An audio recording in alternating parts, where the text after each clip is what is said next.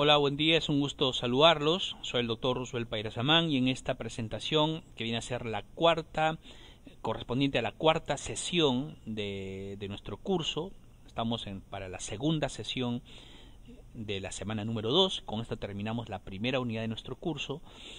Vamos ya a introducirnos a algunos aspectos básicos de la anatomía del sistema locomotor en este concepto amplio de la kinesiología estructural. Ojo, recordando, no se olviden que kinesiología es una disciplina, es una ciencia que estudia el movimiento humano. Y el movimiento humano que estudia la kinesiología se soporta sobre tres áreas: anatomía, fisiología y biomecánica. La biomecánica es un mundo. Eso significaría estudiar un curso que puede durar incluso un año. Es un mundo. Lo que vamos a abordar en este curso específicamente es la parte anatómica del movimiento, soportado obviamente sobre un aspecto fisiológico. Sí, y la agenda para esta jornada, para esta sesión, es trabajar sobre la posición anatómica y la terminología direccional básica, cuáles son los planos y ejes de movimiento, el esqueleto, o sea, vamos a hablar de huesos, articulaciones, los músculos y el concepto del vector fuerza y su relación con el movimiento. Para esta presentación usted está viendo en la parte superior derecha la primera diapositiva de 16, nada más, puntual. Y el resto lo vamos a abordar junto con ustedes en las clases. ¿Ya? Muy bien, vamos con el primero. La posición anatómica es esta posición de referencia en la cual la persona está en bipedestación, mirando hacia el infinito, con los brazos hacia los costados, las puntas de los dedos orientados hacia el piso, con los dedos pulgar alejándose de la línea media, que es de color fucsia, con los pies ligeramente juntos, con los talones ligeramente separados. Esta es nuestra posición de referencia. Entonces, si yo trazo una línea media, habrá un hemicuerpo derecho y un hemicuerpo izquierdo. Todas las descripciones que nosotros vamos a hacer, a menos que se señale lo contrario, tiene que ser pensado siempre en la posición anatómica de referencia. Y en base a eso podemos sacar alguna terminología, ¿sí? Aquello que va hacia arriba, superior, inferior, ¿correcto? Ahora, aquello que se aleja de la línea media se llama lateral, aquello que se aleja de la línea media se llama medial. En el campo de las extremidades, aquello que se acerca hacia el eje axial será proximal, aquello que se aleja del eje axial será más distal, ¿sí? Lo mismo para el plano inferior, aquello que se acerca a su punto de origen será proximal, aquello que se aleja del punto de origen será distal.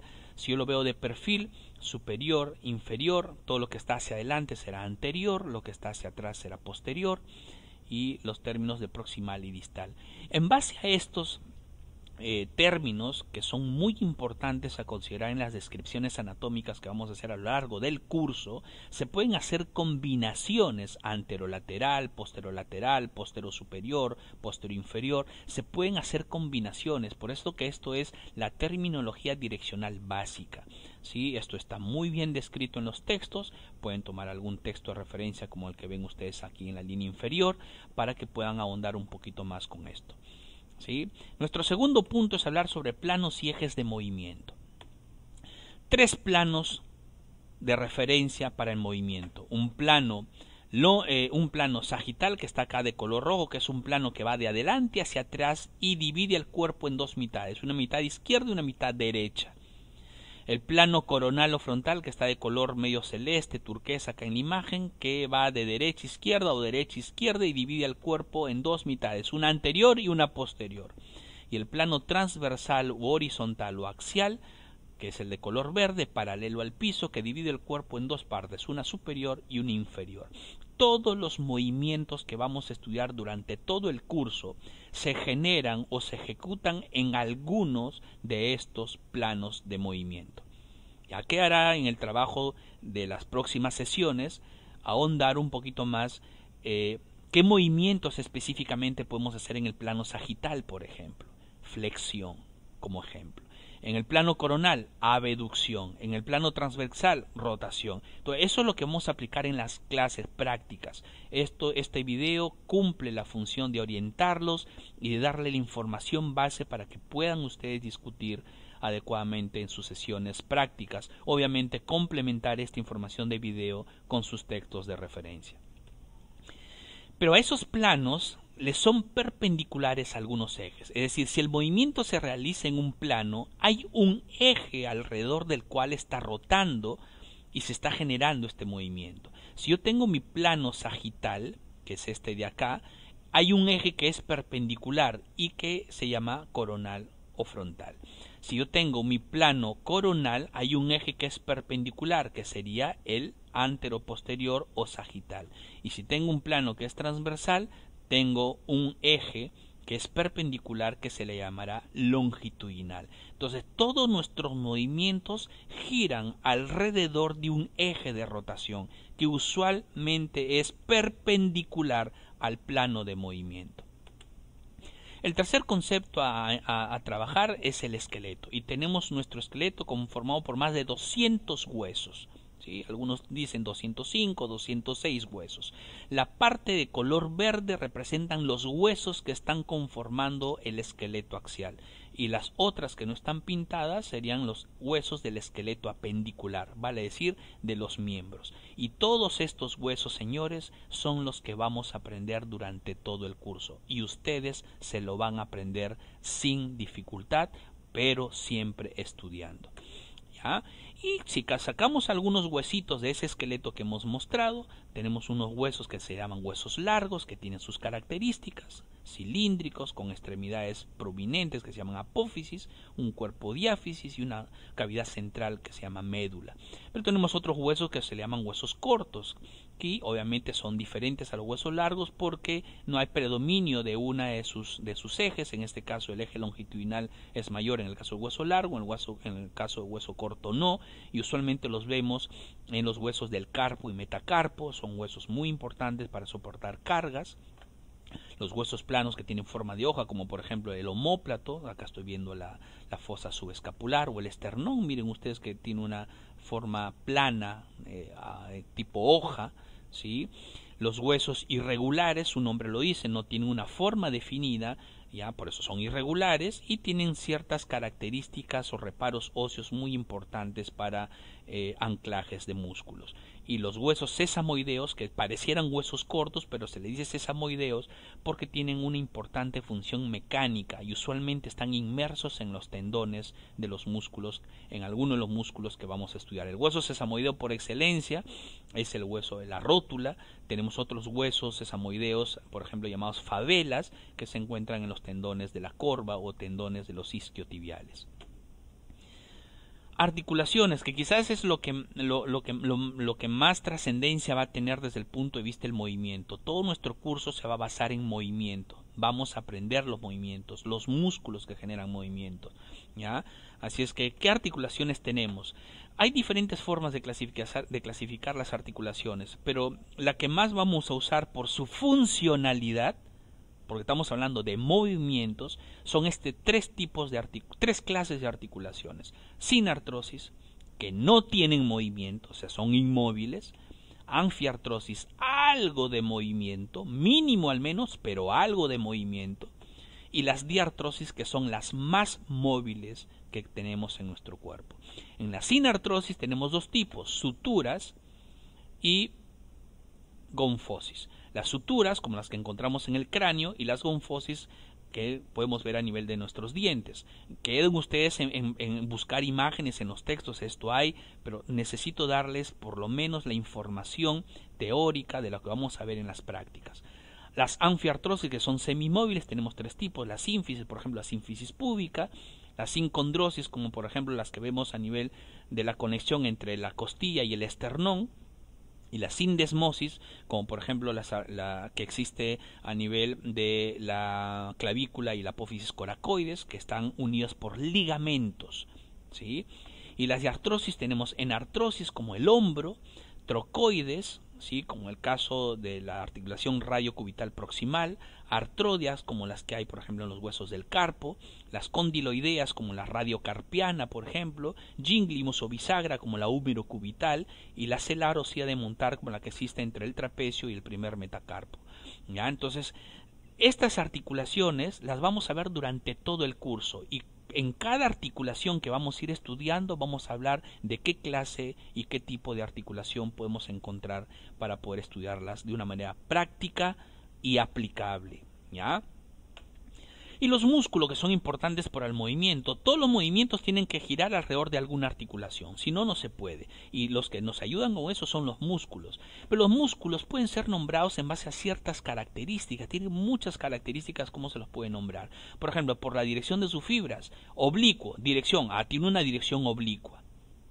¿Sí? El oblicuo externo, por ejemplo, o oblicuo mayor también que le llaman. Tenemos el oblicuo interno, allá le llaman oblicuo porque tienen una dirección oblicua.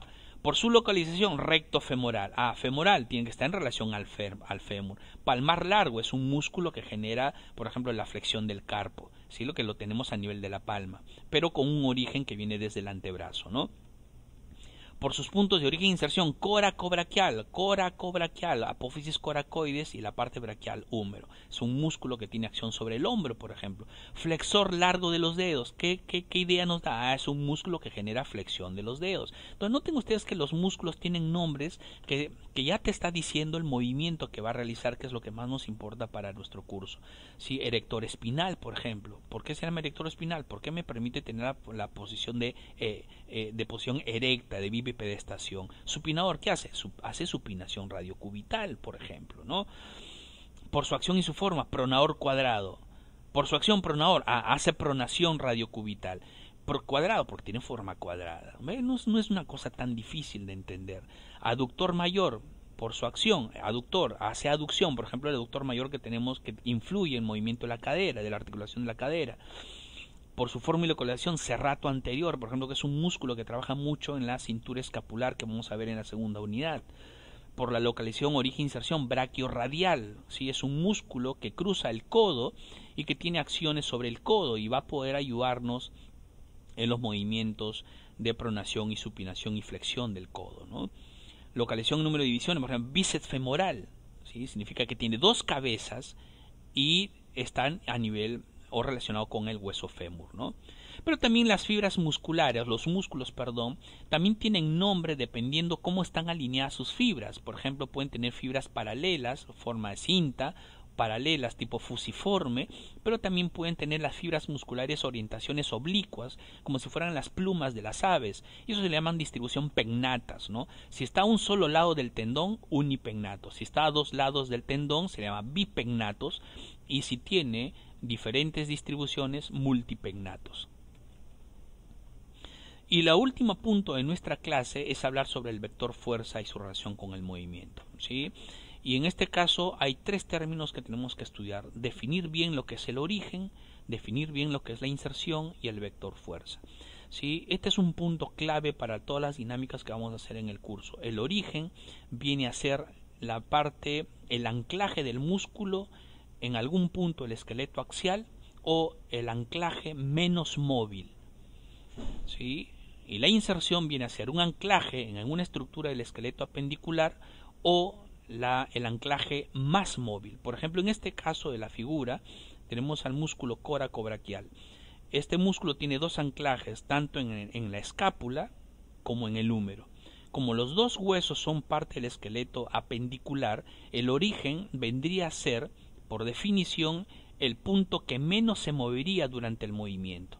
Y en este caso, cuando hacemos el movimiento del coracobraquial o la contracción del coracobraquial, que hace flexión del hombro, por ejemplo, el punto que menos se va a mover va a ser el punto anclado en el apófisis coracoides, mientras que la inserción, que está en la parte media del húmero, es la que se va a mover para poder ver el movimiento. Entonces, cuando yo ya identifico dónde está el origen y dónde está la inserción, cuando el músculo se contrae, por lo regular para las dinámicas de ejercicios o de movimientos que vamos a estudiar, se traza un vector que va hacia el origen.